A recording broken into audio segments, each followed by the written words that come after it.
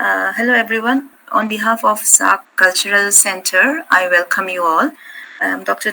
Bina Gandhi Devi, Deputy Director Research at the SAARC Cultural Center, Sri Lanka. We are extremely honored to have you all here this afternoon. Before we start with the lecture, we will play the recorded message of the Director of SAARC Cultural Center. Good afternoon, Professor M.D. Mohammed, distinguished guest. It is with great pleasure that I welcome you to the 8th session of our SAARC Cultural Center virtual talk series on cultural heritage and cultural diversity in the SAARC region. This talk series is part of our ongoing initiative to deepen our understanding and appreciation of the rich and diverse cultural heritage that binds our region together. The cultural landscapes of South Asia are vast and varied, with each country contributing unique historical narratives, traditions, and legacies that have shaped who we are today. This platform aims to celebrate and explore these invaluable elements of our collective identity, and through these conversations, we strive to promote greater intercultural understanding, respect, and shared knowledge across borders. Today, we are privileged to have a distinguished scholar from Bangladesh, Professor M.D. Mohammed Hoque, from the Department of Archaeology at Jahangirnagar University, who will be speaking on the topic Paharpur and early medieval river port of North Bengal. Paharpur is a site of immense historical importance, and we are excited to hear Professor Hoque's insights into its significance as a river port during the early medieval period in North Bengal. I want to extend my heartfelt thanks to Professor Hoque for taking the time to share this expertise and for enriching our knowledge of this vital cultural heritage site. We believe that events like this are essential for fostering intellectual exchanges that not only inform but inspire us. Cultural heritage is not just a matter of historical record. It is a living, breathing entity that informs our present and shapes our future. Through discussion like this, we aim to create a deeper sense of unity and understanding within the SAARC region, reinforcing the importance of safeguarding and celebrating our shared past. I would like to invite each one of you to take an active part in today's discussion. Your engagement, thoughts, and perspectives are invaluable in enriching this dialogue, and I encourage you to share your questions, observations, and reflections freely. Once again, my sincere gratitude to Professor Hoque for his contribution to this initiative, and a warm welcome to all our attendees for your presence and continued support. Let us now begin what promises to be fascinating and enlightening session. Thank you. Thank you very much, Madam. As Madam has already mentioned, through the SAARC Talk series, the SAARC Cultural Center provides a platform where individuals from diverse professional backgrounds, from academia, cultural heritage management, museum, archives, film, literature, and archaeology, who are working on the SAARC region, are invited to share their expertise and discuss issues of mutual and regional importance. Striving to achieve this goal, we have the privilege of hosting Professor Mozammel Hoque from the Department of Archaeology, Jahangirnagar University, who is joining us online from all the way from Bangladesh. Professor Hoque completed his PhD in archaeology from Pune University, India in 1993. 1987 onwards, he has been actively engaged in teaching different subjects like world prehistory, ancient world civilization, ancient art and architecture of South Asia, etc. Professor Hoque has also been the recipient of a number of fellowships like the Ford Foundation, Charles Wallace Research Fellow, etc. He has participated in many excavations and also conducted several explorations and excavations both in India as well as in Bangladesh. He conducted exploration in Dhaka and surrounding area at Phulbari Thana and Nawabganj Thana of Dinajpur district, and especially at Kantaji, Paharpur and Mahasthan, these are the very well-known archaeological sites of Bangladesh. Professor Hoque has also worked on several projects. He has published several articles, so we won't be able to go much into details. Therefore, now I invite Professor Mozammel Hoque to begin his lecture. Thank you. Good afternoon to everyone. I'm pleased that I'm delivering my knowledge or my idea in front of the scholars, those who all are interested and in related field. In fact, I had a keen interest on Paharpur and last 25 years, I myself and my wife, Professor Sima Hoque, she's also an archaeologist and deals with the art architecture. We are working on Paharpur and we are trying to interpret why Paharpur architecture is like that. That means having the four temples in four cardinal points, and that we try to interpret, and we found that it is a different type of a Buddhist temple in Bangladesh, which is we called it Bajrajani a temple. That is Bajrajani gods are installed over here, and 5 Jani Buddhas they installed in this Paharpur.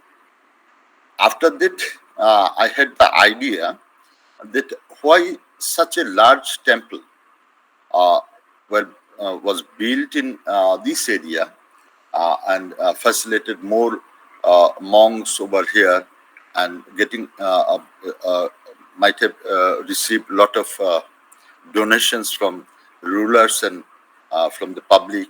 So that was my keen interest for this topic, and I thought that okay, I'll try to approach to interpret Paharpur through the settlement pattern studies.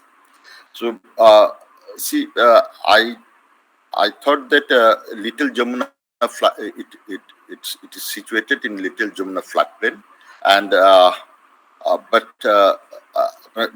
I thought that why it is located in this place only, why not in elsewhere? And there are many temples in the Jamuna floodplain, like Jagodal Bihar, like many other sites which are not excavated, belongs to the Buddhist pantheon.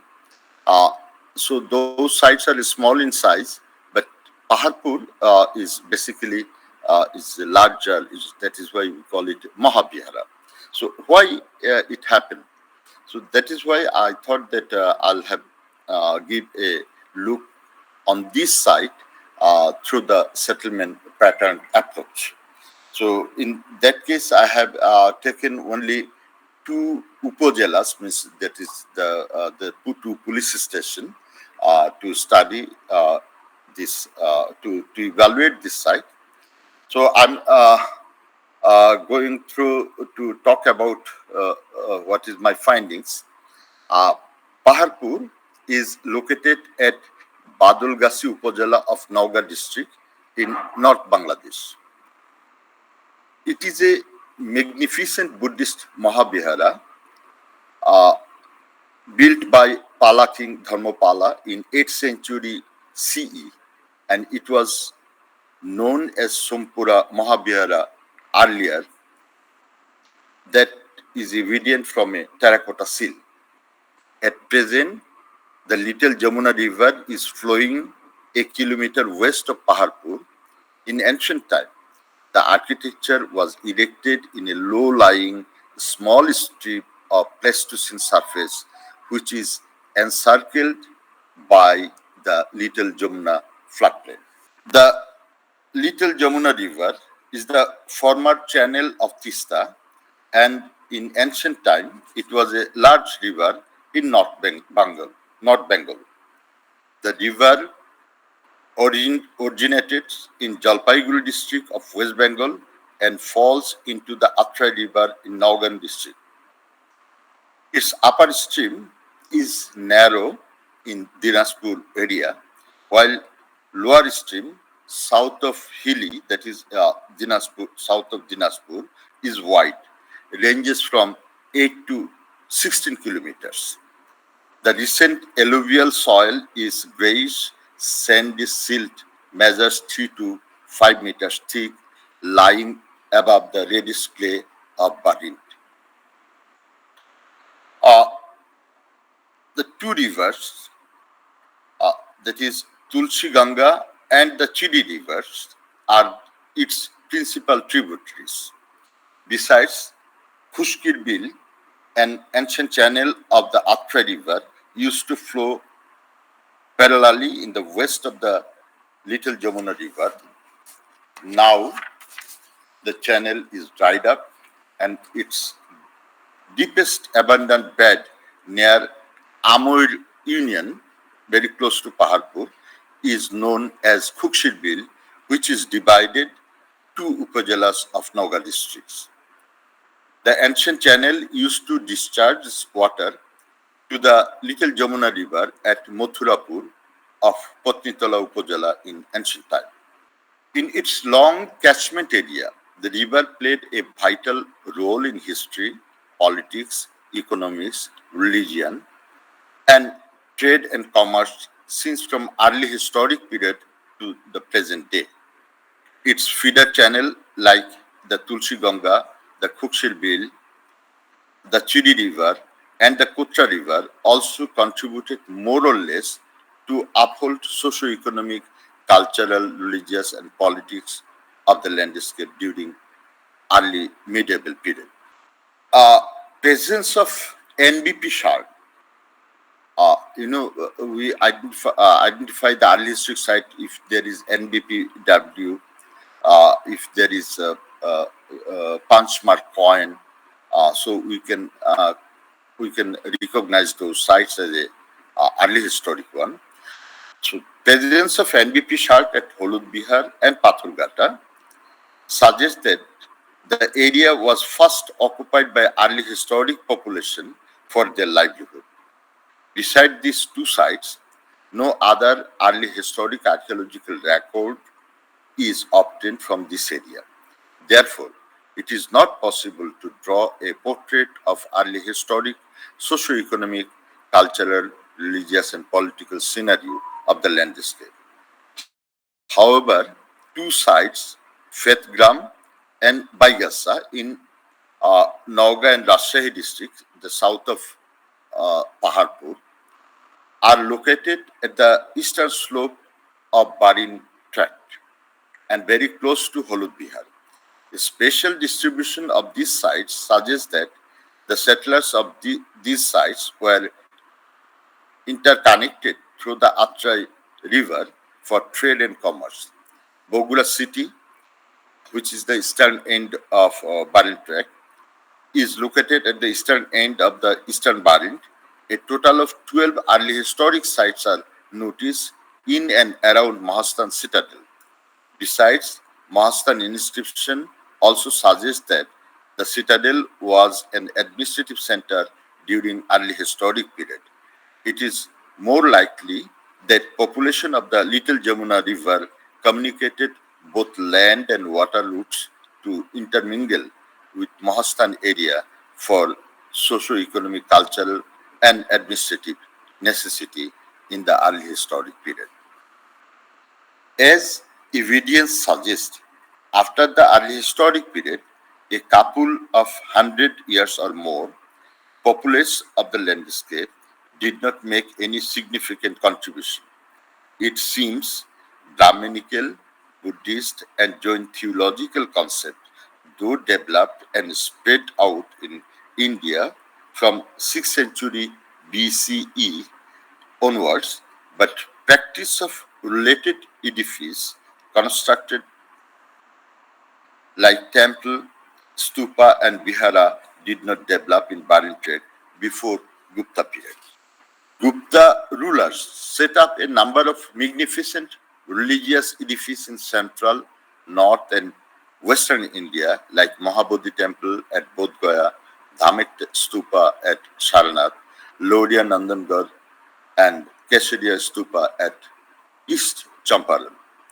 In comparison to those regions, Guptas did not pay much attention to erect religious monument in Bengal under direct patronization, under their direct patronization. However, discovery of 10 copper plates, that is Dhanaidaho, Sultanpur, Damodarpur. At Damodarpur, we found 5 copper plates, Jagadishpur, Boigram, and Paharpur, suggests that instead of rulers, merchants or devotees purchased land from Gupta administration to build Brahminical or Jain temple. Besides copper plates, structural remains at Mahastan citadel, a few sporadic sculpture, terracotta figures, and coins are found belonging to Gupta period. These evidences suggest Gupta were well penetrated in North Bengal from Kumaragupta I period onwards. Special distribution of copper plates show that those were found at Fulbari in Hakimpur Upazila of Dinaspur district, Badolgasi Upazila of Naugor district, Adamdigi Upazila of Bogra district, Lalpur Upazila of Nator district, and Puthia Upazila of Rajshahi district. Damodarpur copper plates are found in upstream catchment area of Little Jamuna River. Paharpur copper plate is found at the end part of Little Jamuna River. Boigram copper plate is found in upstream catchment area of the Tulsi Ganga River, while Sultanpur copper plate was found at the end part of Tulsi Ganga River, more especially at the confluence of Tulsi Ganga, Little Jamuna, and Atre River. Based on occurrence of Gupta plates, copper plates, it can be assumed that Guptas had administrative network both in Barin Trek as well as floodplain area like Puthia and Lalpur. These two areas are now bit away from Padma River, but in ancient time they were very close to Ganga River and well connected by the branches of Atre River. It seems Guptas have a control on trade and commerce on the Ganga River, and if you look at the copper plate, especially the Damodar copper plate, we find the guild headman over there. So that suggests that the trade and commerce were developed during Gupta period. After the Guptas, socio-economic, cultural, political, and religious flourishment are noticed in the landscape of the study area during early medieval period. Similar flourishment is also observed along the Korotwa and the Nagor River area at the same cultural period. Due to eastern end of Barin tract, administrative setup, religious flourishment, and eastward trade and commerce, early medieval sites connected concentration were more in Nagor River area. The flourishment assessed by the occurrence of Buddhist religious edifices like stupa, temple, and vihara, sculptures of Brahminical, Buddhist, and Jain religious pantheon. A total of 19 early medieval sites are found in Tulsi Ganga, the Little Jamuna, and the Hoque area. These sites are located uh, at the regular interval approximately 10 to 12 kilometers distance along the river banks. Of them, 17 sites could be Buddhist pantheon, one is Brahmanical, and Pathargata, a single site, seems to be a marketplace or trade center. A special distribution of the sites uh, suggests that sites are concentrated in and around Pathargata and at Amur village area. Two isolated sites like Jagodal Bihar and Paharpur are more elegant and receive more attention by the Pala rulers, begin with Dharmapala. At present, the farmers of the Little Jamuna River are producing paddy, sugarcane, different varieties of lentil, mustard, varieties of fruits in the fertile landscape. Based on sugarcane, a sugar mill is established at Jaipur Haque. Local people of this area used to call sugarcane as Pundarak in ancient time, from where the area is named as Pundro. Banbhatto stated that Sthaneshwar tract produced sugarcane of the Pundro variety. Ramcharita mentioned that paddy and sugarcane were cultivated in Baranda region. Among the agricultural crops in the Little Jamuna floodplain, sugarcane was high-ranking cash crop commodity, which might have strengthened economy and agricultural hinterland farmers. This crop and its byproduct might have also attracted traders and engaged a lot of businessmen in ancient time. In Dhamurhat Upazila, along the Jamuna river bank, there are a number of place names having end word called hart, means daily or weekly marketplace. Beside land revenue, these harts and exchange of crops were important source of revenue for state in ancient time. High yield fertile land along the Little Jamuna River, agricultural crops for livelihood, and cash crops like sugarcane put forwarded the population of this area to flourish both politically and culturally. It is therefore, beside a number of small religious monuments in different places along the river banks, gigantic and magnificent religious establishments like Jagodal Bihar and Paharpur Bihara were erected by the direct patronage of the Pala rulers and local populace. Buddhist temples and vihara played a vital role in early medieval period to provide religious right, education, social stability to the local people, and trade and commerce security. These religious institutions taught theology, language, mathematics, astronomy, medicine, etc. Since these were early educational institutions in Bengal, it is not unlikely that apart from residential monks, children of laymen, businessmen, aristocrats, and local officials also received education from this religious institution. Among the Buddhist monuments, a few were large in arrangement and well furnished, and others were small in size and less furnished. This variation depends on locational importance of certain religious edifices. For example, Paharpur Bihara is a large-size religious monument in this area, indeed largest one in whole Bengal.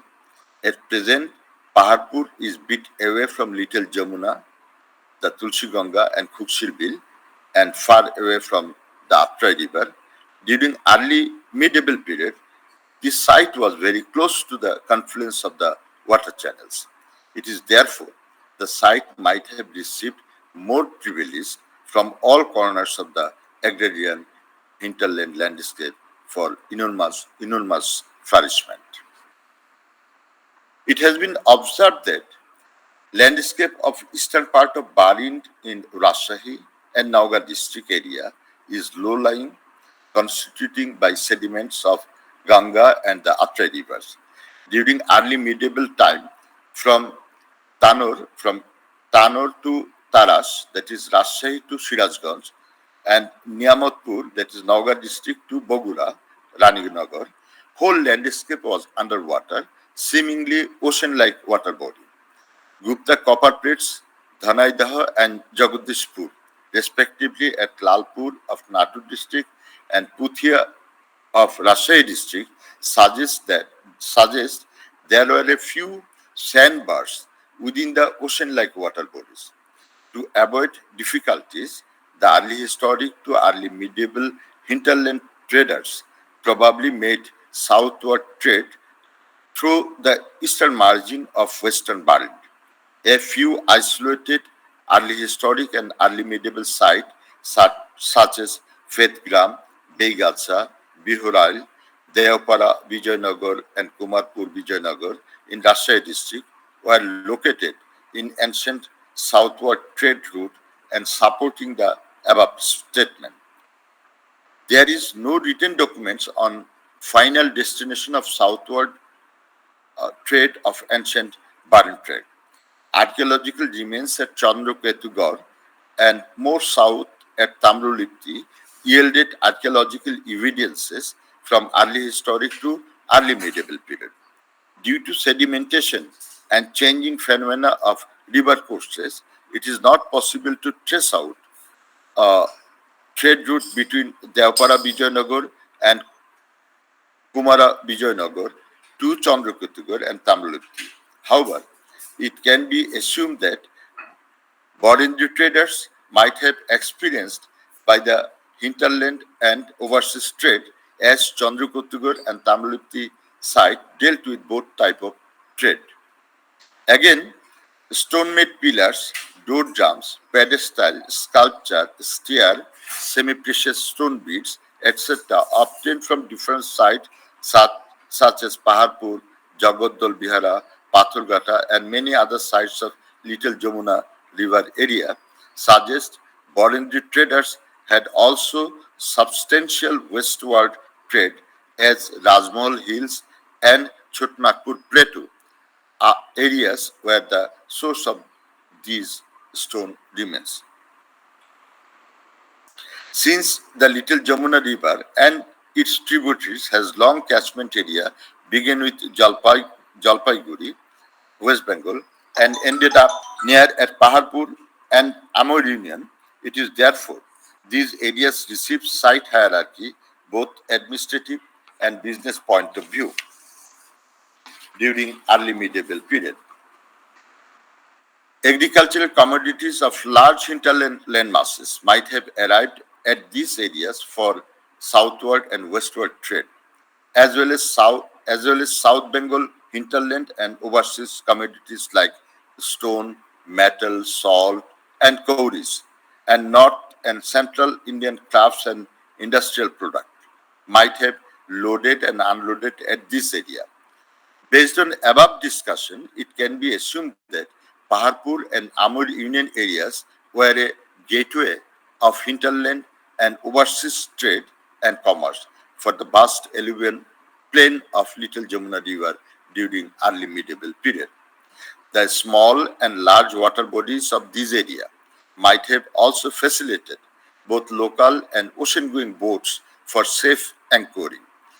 Though there is no historical record, however, observation on geomorphology, river system, agricultural product, archaeological remains, political, religious and cultural flourishment, it can be assumed that Paharpur and Amair areas were functioning as an early medieval river port. In support of the claim, an example can be put forward. The Chudi River is one of the tributaries of Little Jamuna River. On the bank of the river, a place name is known as Chidir Bondor, means a river port of the Chidi River of Dinaspur district. The river is now dried up. However, without historical record, it can be assumed that this river port might also have flourished during early medieval period in the upstream of the Little Jamuna River. Paharpur architecture is unique and termed as Bajrajani temple. As such temple accommodated images of five Deni Buddhas. Identical temple is existing at Mainamati in eastern Bangladesh and Anand temple in Myanmar, which suggests Paharpur had contact and influenced those regions theologically, economically, and culturally. Further information need to be added here. Almost all the early medieval sites in the study area, followed by establishment of medieval mosques and mazars. Correspondingly, Kusumba and Bagha Mosque in Rajshahi district south of Paharpur of Sultani period were the replacement of ancient trade sites like Fethgram, Baigasa, Bihural, Devpara, Vijayanagar, and Kumarapur, Vijayanagar. These evidences suggest early historic and early medieval trade route remained almost same along the river, uh, along the Little Jamuna River and its tributaries due to the channel did not shift enough. However, huge sedimentation of the Ganga and in the lower basin of the Atra rivers, ancient southward trade route shifted further east during medieval period. Apart from daily prayers, Kusumba and Bagha mosques were also controlled and facilitated medieval trade and commerce. I would like to show a few slides in support of this. In fact, I'm working on this topic, but I didn't finish the maps and other necessary things. So I'm showing three maps on regarding this matter. So this is basically Little Jamuna River, the bluish color. So this part is called Western Barind and this one is Eastern Barind, and this is the Jamuna floodplain. So it's a huge floodplain, 10 to 16 kilometers wide range here. In Aptrai River, this is Aptrai River, you will not find that much of wide floodplain. So that is why Little Jamuna River is very important. Paharpur is located just in this area. I didn't plot over here, and that is Amair Union area. There are a number of sites. So this is Khukshir Bill, this is Little Jamuna, and this is Tulsi Ganga. Previously, in early medieval period, they all used to meet over here. So it is the confluence area in early medieval period. Now it is far away, like Atra is more away from this area.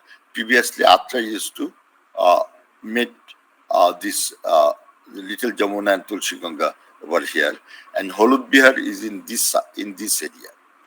So, next slide. So, this is the Barin track.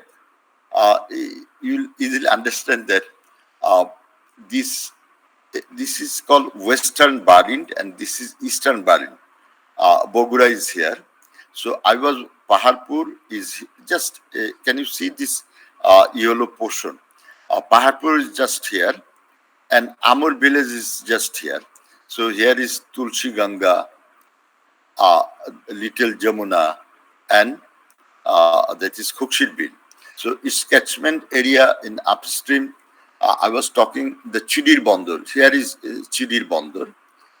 So Chidir Bandar, Chidi River is a tributary of Little Jamuna River. So that is the upstream Bandar, and Paharpur is the end. After that, this is ocean line. In this slide, you can see there is nothing. It's a huge water body. Now it is sedimented. The Nator, the Pabna, the Shirazganj, there are different districts and whole Rajshahi you'll find. previously trade used to be through this way. That is Vijayanagar area is in this side, in this area. The early historic Bihorail you'll find here. Then Fetgram you'll find here, and Holud Bihar is here. So they were connected. Early historic trade were trade used to be through this route. Early medieval period trade also was followed the same route. Now it is changed. So this is the river. This is Atrai. More you can see. This is Little Jamuna. My study area above is Dinaspur. Okay, the Pathargata. Pathargata is in the study area. Holud Bihar you'll find here, and Paharpur I plot here. This is early story. Pathargata, Holud Bihar, Fedgram, Bihorail, Baigasa, and then Ganga. 10 copper plates. So see Damodarpur, it is also Damodarpur, Baigram, Paharpur, Sultanpur.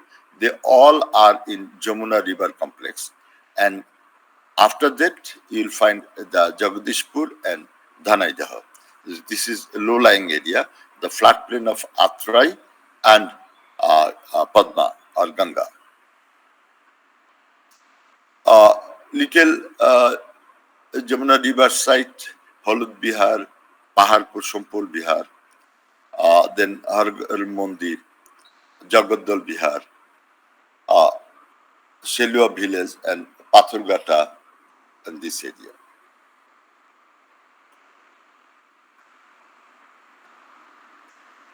The Pathargata, there are several sites you'll find Pathargata and Uchai.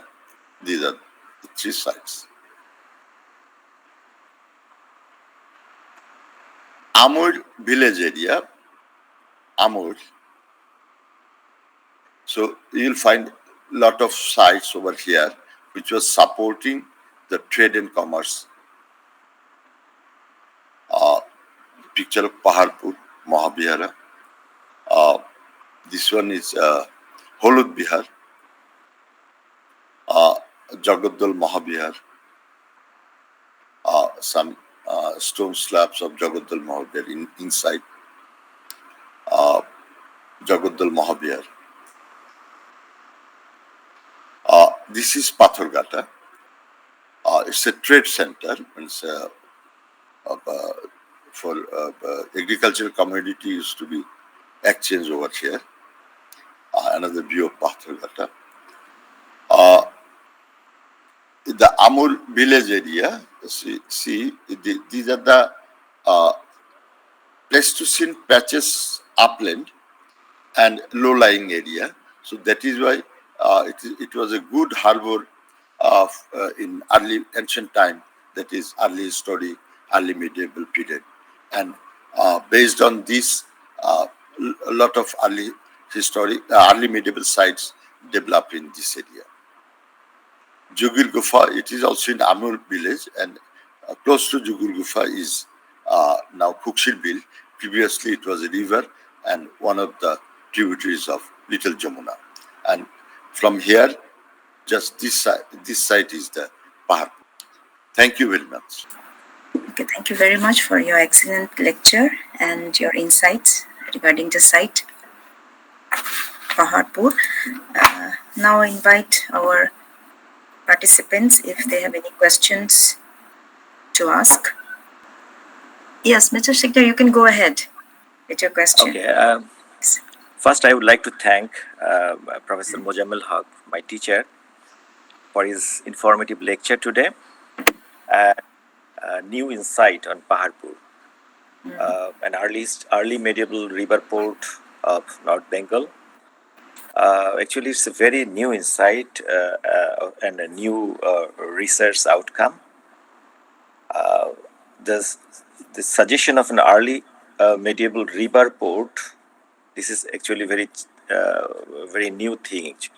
As we know, the Paharpur is very known to us as the World Heritage Site, and it's Shompur Mahabihar, and it's a religious and educational center.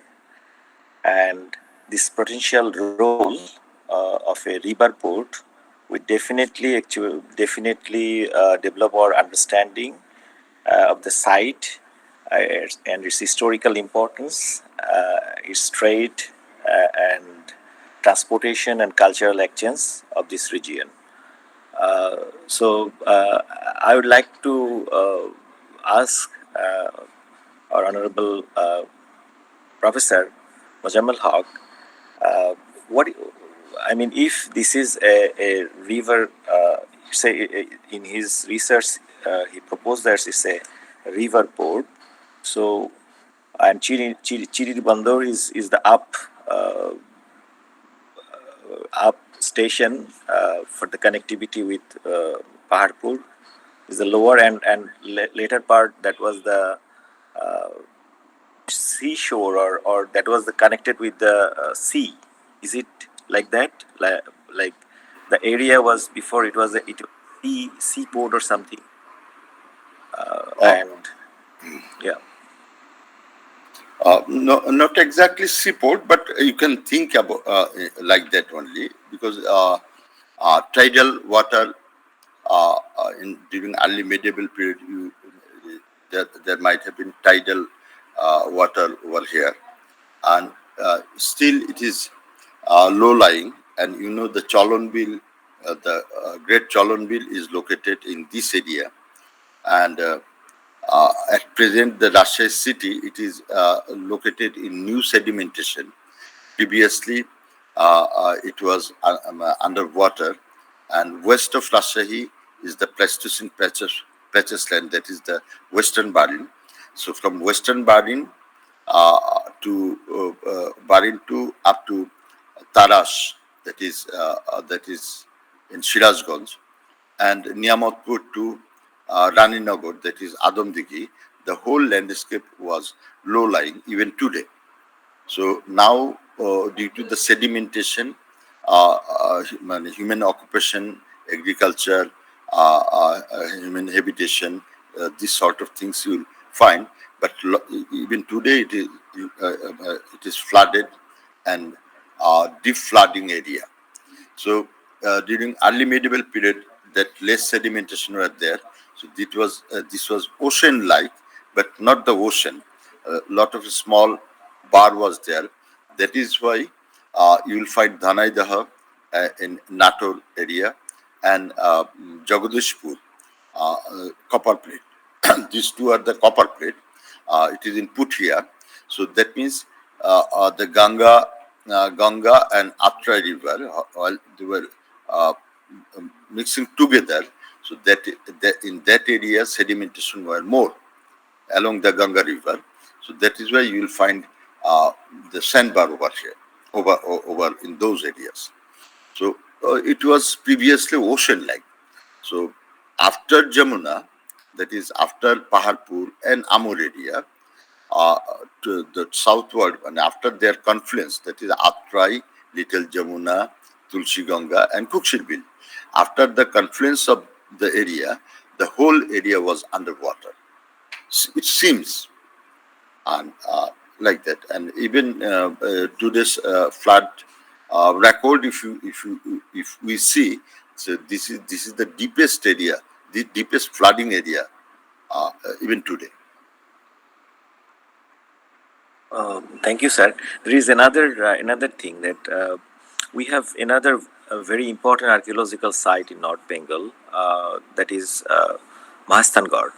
Yes. So early history site, as we know from the findings. So even they have the continuation until the early medieval and medieval period. So is there any relationships with Mahastangad and Paharpur? From early historic period onwards, see Paharpur, after that the Pleistocene land, and you know, from Paharpur, it may not be more than 10 kilometers by road, and by waterway it may be some 15 kilometers. So there is a trade contract, and as I told that Paharpur is the Bajrajani type of temple, similar and such temple you will not find in Mahastangad. So Paharpur's model you will find in Mainamati, in Myanmar, and in East Asia. So that means Paharpur theological matter transferred in those areas. So they had the contact. So in that way, Bogra, that is Mahastan, is the eastern trading point. So Mahastan is connecting both Korotwa from the upstream as well as through this Atrai river. Atrai river, the Nagor river. So it was connecting. So Paharpur had the contact for administrative purpose, for trade and commerce purpose, for theological purpose, for many purpose. They had the contact. But Paharpur was a river port, at least salt, kauri, and that material, that Pathargata is having the huge black basalt. So how those basalt used to come? It used to come through the trade contact, trade relation. And early medieval period, people were using, instead of metal coin, they were using cowries. Cowries used to come from ocean, and the cowries used to reach to Tamilipti and Chandrakotigor, and after that they were receiving. So exchanging the communities, they used the medium of exchange, the cowrie. So that cowries used to cowries were there in Little Jamuna River. So after Little Jamuna, there is ocean-like water bodies. So this Paharpur, since the traders used to stay for a longer period of time for that security, for their loading and unloading community, so the traders used to donate money to Paharpur, Jugir Gufa, and there is Dhapit Tikar, which has not been excavated. Jugir Gufa is a huge site which has not been excavated, but some remains we can find at Jugir Gufa. So these are this area. This is the parallel area, which is the end part of Little Jamuna River. After that area, the confluence and huge water body, and in the huge water body, irregular sites are there. That is Fedgram, Baigasa, Bihural, Vijayanagar, and then Ganga River. So I was talking in that way. Thank you, sir. Thank you very much, Professor Hoque. As you have said, Professor Hoque, it must have the strategic location of Paharpur. It seems it must have played an important link between the Indian subcontinent and Southeast Asia. Because of a strategic location, it must have facilitated exchange of goods, ideas, cultures, making it the meeting ground for diverse communities. So I was just wondering what could be the factors that led to the decline of this site as a flourishing river port. Oh, okay. Yeah, it's a good question. Means, see, there was huge sedimentation. Means, as I told you, Yeah. a Sultani period in Rajshahi district, which is southern district of Paharpur. There are two sites. One is called Bagha, and another is Kusumba. Kusumba is very close, and Bagha is very close to Ganga River. So the total river route has been changed, and it shifted to eastward direction. So due to the sedimentation, this was not possible to continue as a river port, because now if you go to Paharpur, you will find Little Jamuna River as a canal-like It's not the huge river. 10 to 15 kilometers wide river became a small canal. So this for river port, you need a lot of extended water bodies. So this is one aspect. And second aspect is after Paharpur continued up to 10, 12, 12th century. After Paharpur, the whole theology is changed. The Muslim invention was in this area. So you will find mazar and mosques in this whole landscape. And nobody was patronizing the Buddhist pantheon. That is why it collapsed. Okay, so it's interesting. And I mean, we get all these from archaeological evidences like inscriptions, where it is clearly mentioned about what was happening during that period. So we have enough archaeological evidence in the form of inscriptions from this period. Of archaeological inscription, no, not in that way. That no inscription is claiming that this was a river port. It's, on the basis of geomorphology, hydrology, locational analysis, strategic location. I'm claiming that this is a river port. Okay, and in support of that, I told that in the upstream there is still a river port called Chidil Bandar. Yeah. Okay, and in the downstream, you will find a huge site, and in the neighboring area, that is Amur area, it is also again a huge that early medieval settlement.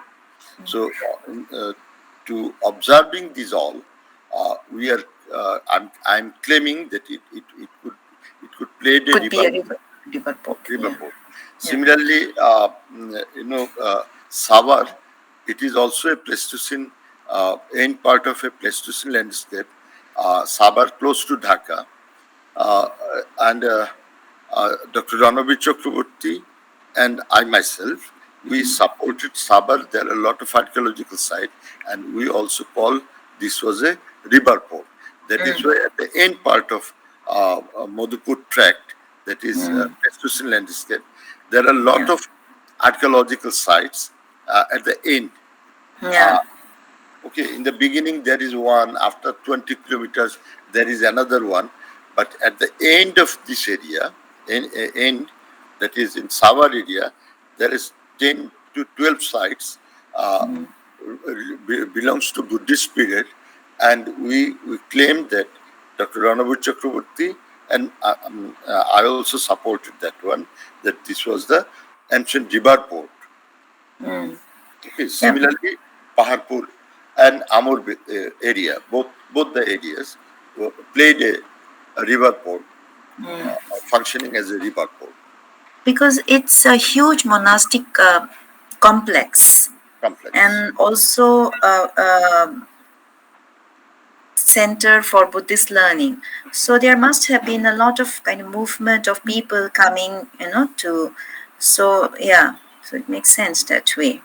And if you think about the university, see, so certain government can establish an university, but to run this university for 200, 300 or 400, 500 years, you need the support from local people, you need to get support from the traders. Yeah. Without the support, you cannot run this one. So the same thing might have happened. So if you ask, do you have any documentation? No, we don't. We document. No, I don't have the document, but I have the assumption. And if you think at the archaeological point of view, we will think in this way only. The huge monuments might have run with the support of traders and local people. Yeah. And we wish you all the best that you come up with lots of evidences. And I'm telling you that this is my ongoing work, and I thought that it is a good platform since you called me to present a paper. So I thought that I put forward my idea because I can see many scholars over here. Some of them are my student, but they're a scholar. So in front of them, I should express my opinion. Then, if there is any difficulties, they will support me before I publish this article. I once again thank you, Professor Hoque, for accepting our invitation and enlightening us on this very important topic, highlighting the importance of Paharpur. This has been an excellent presentation from your side, sir, and it was a great honor to have you on the SAARC Talk series with us.